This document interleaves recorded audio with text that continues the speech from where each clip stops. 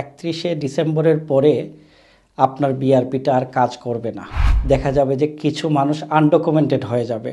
তাদের আগের রুলস অনুযায়ী, ইমিগ্রেশন রুলস অনুযায়ী আপনাদের এই বিআরপিটাকে আপনারা ট্রান্সফার করে ই ভিসা নিয়ে যেতে হবে। 1 জানুয়ারি 2025 থেকে এই বিআরপিটা কার্যকর হবে না।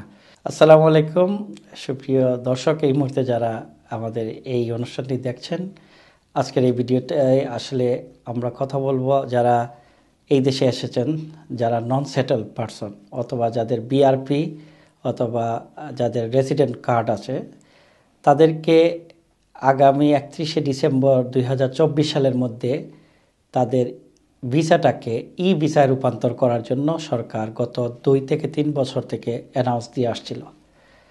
তো আপনারা সবাই জানেন যে এটা বাধ্যতামূলক ছিল যে 31শে ডিসেম্বরের পরে আপনার বিআরপিটা আর কাজ করবে না। সেটাই ছিল আমাদের বর্তমান যে হোম অফিস থেকে এই ঘোষণাটা দেওয়া হয়েছিল। ইদানিং আমরা গত কিছুদিন আগে হোম অফিস এটাকে আপডেট করেছে, যে তারা বলছে যে না, এখন আর 31 ডিসেম্বরের মধ্যে আপনাকে বিআরপিটাকে আর ই ভিসায় রূপান্তর করতে হবে না। এটার পিছনে কারণ হচ্ছে তাদের সিস্টেম। তারা মনে করেছে যে যদি এইটাকে বলবৎ রাখে 31শে ডিসেম্বর পর্যন্ত এবং 1 জানুয়ারি 1 তারিখ থেকে যদি এই ভিসাটা তাদের বিআরপিতে যদি কাজ না করে, তাইলে এইটা এক ধরনের একটা উইন্ডরাশের মতো সিচুয়েশন হয়ে যাবে, যেটা দেখা যাবে যে কিছু মানুষ আনডকুমেন্টেড হয়ে যাবে। তাদের আগের রুলস অনুযায়ী, ইমিগ্রেশন রুলস অনুযায়ী, যেহেতু 1 জানুয়ারি 2025 থেকে এই বিআরপিটা কার্যকর হবে না। এখন ধরা যাক যদি কেউ 31 ডিসেম্বরের মধ্যে এটা করতে পারলো না, অথবা কোনো সিস্টেমের কারণে 30 তারিখ অথবা 31 তারিখ এটা এত বেশি প্রেশার পড়ছে যে সিস্টেমে কাজ করে না, তাহলে কি হবে 1 তারিখ থেকে?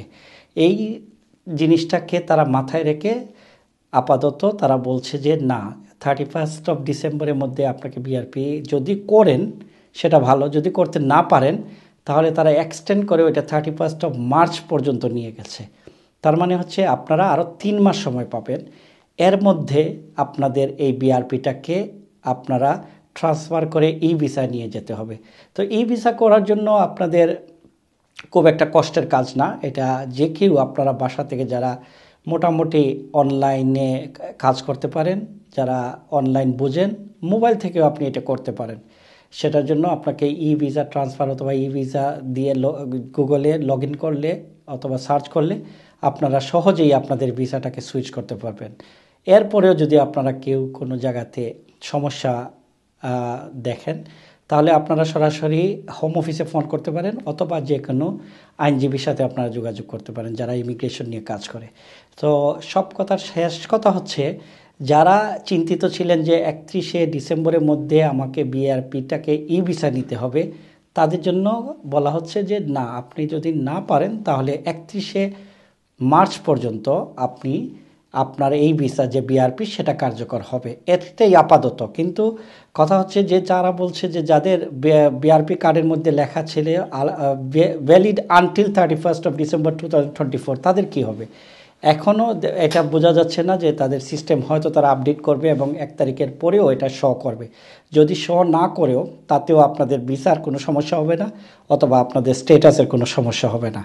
এটাই হচ্ছে আজকের আপডেট। আপনারা আপনাদের নিজস্ব মতামত এবং কোনো পরামর্শ থাকলে আপনারা যোগাযোগ করতে পারেন আপনার নিকটস্থ কোনো আইনজীবীর সাথে। ধন্যবাদ।